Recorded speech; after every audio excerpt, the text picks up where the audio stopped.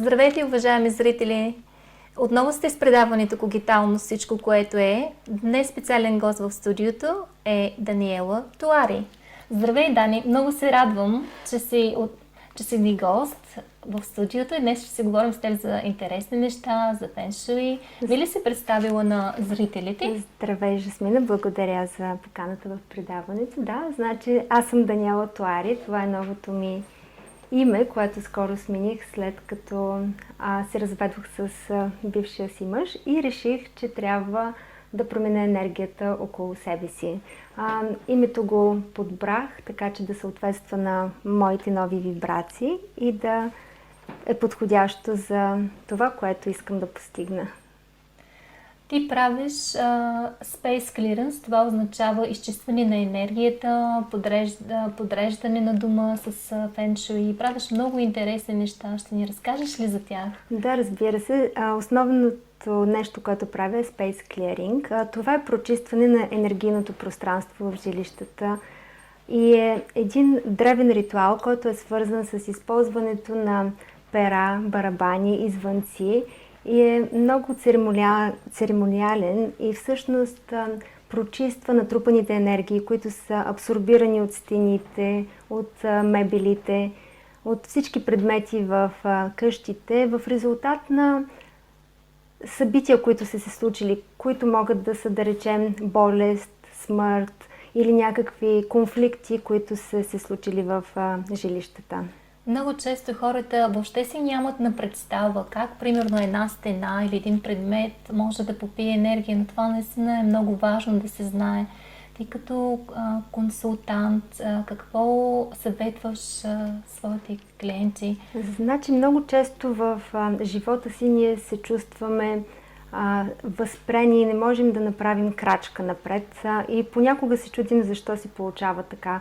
В много случаи причината за това е именно тези негативни енергии, които са абсорбирани от пространството около нас. И ако искаме ние да променим живота си, да постигнем целите си, ние трябва да изчистим тези енергии, за да получим възможност за един нов старт в живота си.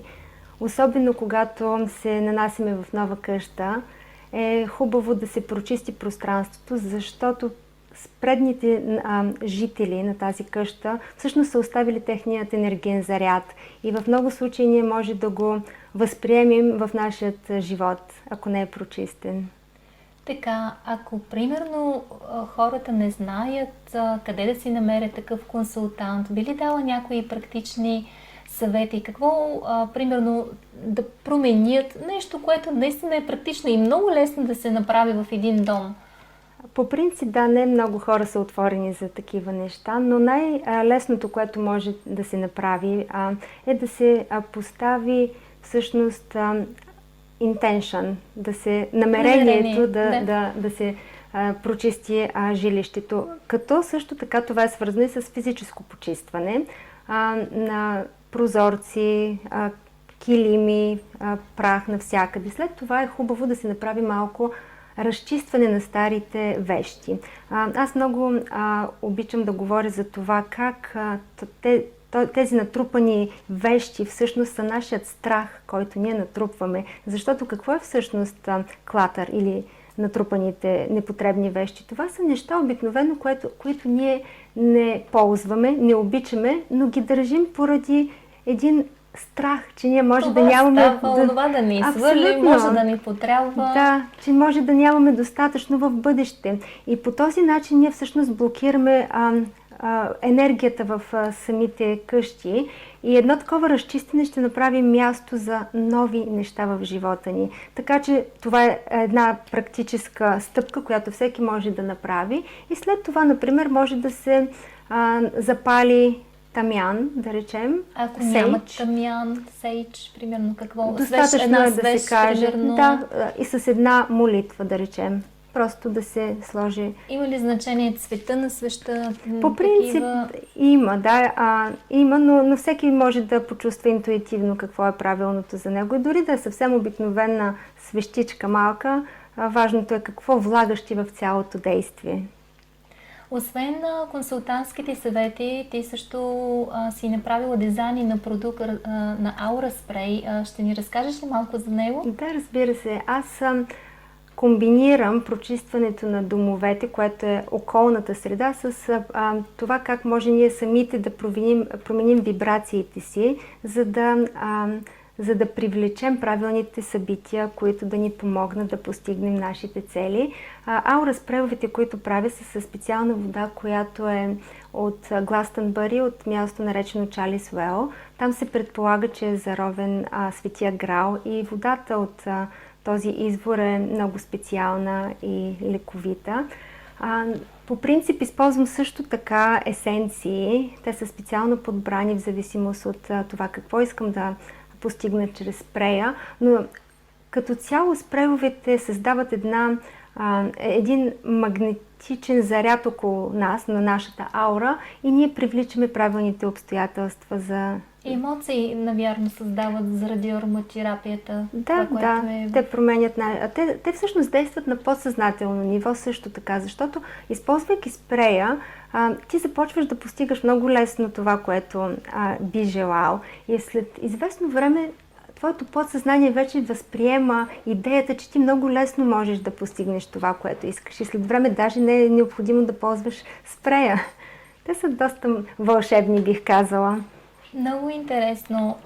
Ще ни разкажеш ли това, което предстои, защото аз знам, че ти предстои семинар с твой колега, експерт по феншуи в Лондон. Разкажи ни повече за този семинар. Разбира се. Значи аз използвам феншуи при Space Clearing, който правя, но Цветозар Мръвков, който е специалист по феншуи от повече от 15 години, ще ни гостува в Лондон и ще направим заедно един целодневен семинар, на който той ще сподели своя дългогодишен опит и ще даде много практически съвети на българите, които биха искали да използват феншуи за да променят живота си.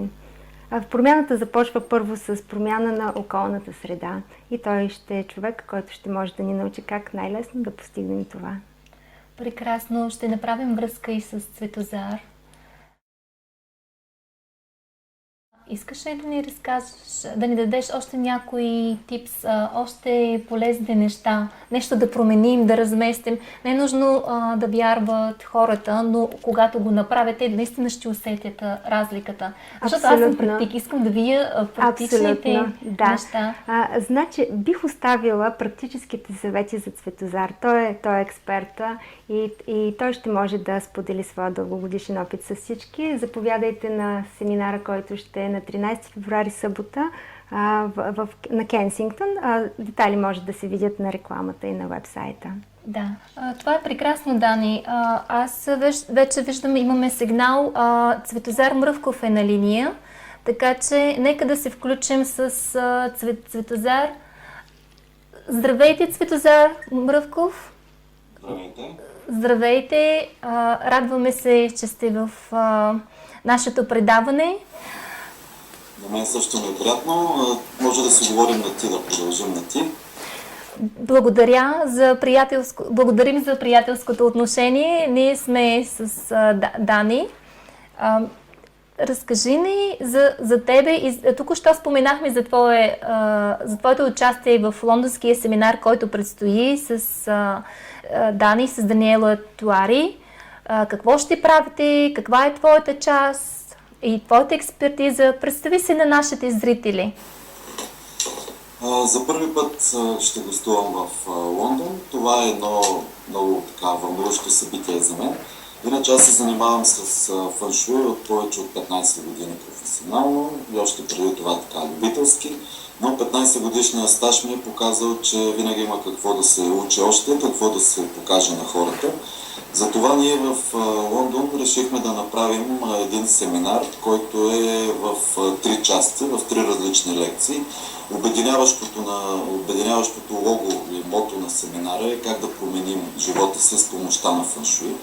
А отделните части са как да осигурим емоционалния си комфорт, физическия си комфорт, физическото здраве. Това е първата част. Как да активираме финансовия успех, финансовия късмет. Това е въпрос, който интересува, разбира се, много хора. И третата част е за любовта, за отношенията, за децата и малко за секса. Прекрасно, прекрасни теми. А може ли малко за самото наименование феншуи, за зрителите, които не знаят какво е феншуи, защото може да има и такива зрители? Разбира се, феншуи е едно много древно учение, древна практика, защото то не е само теоретично учение, напротив, това е изкуството за месторазполагането или как да подредим нашето лично пространство, нашия кабинет, нашата къща, нашия дом, който има възможност, разбира се, и двор и градина, така че създавайки подходящ поток на енергиите, да можем да вдигнем своята лична вибрация, т.е. своя коефициент на полезно действие, с една дума казано. Или да увеличим късмета си, да работим с 100% от това, което не е дадено от природата, от Бог, ако искате. Феншуи в превод означава вятър и вода, или това е небесното и земното начало и човека по средата. Затова ние, освен че ще се учим как да подреждаме личното си пространство, ще разгледаме и малко феншуи в отношенията между хората. Било то любовни, било социални, било отношения родител-дете, защото нещата са много свързани. Феншуи е прекалено древно учение и той е на 5000 години и към него са прикрепени вече ко-науки, ко-разклонения, т.е. може да говорим и за хармония в отношенията, хармония в храненето, хармония в здравословното състояние. Именно това... Прекрасно. Необятна тема, много обширна тема. Само мъничко да ни кажете, ще правите ли частни консултации, когато дойдете в Лондон? Да, има вече такива запитвания към Дани, моята колежка и организаторка. Вече имаме... Към нея ли да се обръщат, ако желаят? Да, към нея може да се обръщат в нашите рекламни материали, в флаерите, в Фейсбук, навсякъде, където рекламираме. Има телефон нейн за връзка, има имейли за връзка. Да, ние също ще ги изпишем. Да, нека хората, които се интересуват от лична консултация, искат да посетят техния дом или пък просто да поговорят с мен, нека се запишат по-отрано, защото аз ще бъда в Лондон само 3 дни, но силно се надявам да се върна след няколко месеца отново. Прекрасно, Цветомир. Дани, ти имаш ли въпрос към Цветомир? Аз чакам с нетърпение да дойде и да работим заедно и съм изключително развълнувана за това. Прекрасно. Предполагам си, че ти не си единствената. Аз също събуди моя интерес и да се надяваме, че ще се срещнем скоро и ще ни покажеш това, което правиш и до нови срещи. Така, благодаря ти много, Дани. Нещо като послание от тебе, за твоите клиенти, за нашите зрители. Това, което бих искала да кажа на всички е, че за да промените живота си, първо трябва да се огледате около себе си и да направите така, че обкръжението ви и всъщност средата, в която живеете, да бъде подходяща и да ви подпомага за промените, които искате да направите вътре в себе си и във вашия живот. Благодаря ти, Дани, за твоето участие. Благодаря. И до нови срещи. Благодаря всичко.